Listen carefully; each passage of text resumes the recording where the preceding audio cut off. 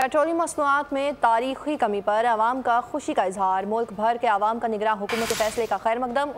उनका कहना था पेट्रोल और डीजल में कमी का फैसला तारीखी है। उम्मीद है अब अशियाए सरफ की कीमतों में भी कमी होगी, पब्लिक ट्रांसपोर्ट के किरायों में भी कमी होगी। उनका मजीद क्या कहना था आप भी ये देखिए।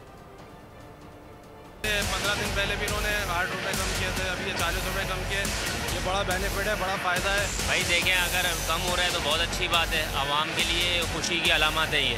हम ये कहेंगे कि ये अल्लाह का लाख लाख शुक्र है कि उसे हुकूमत को ये ख्याल आया है कि गरीबों का कुछ ख्याल कर रही है। यार बहुत अच्छा हो रहा है, जितना भी कम हो सकता है रिलीफ मिल रहा है आवाम को, उतना मिलना चाहिए। बड़ा अच्छा स्टेप है जी, करना चाहिए, आम बंदे को रिलीफ मिलनी चाहिए। बहुत ही अच्छा हो गया है, महंगाई इतनी है कि हर बंदा परेशान। 40 रुपये कम आएंगे, आवाम को बहुत फ़ायदा होगा।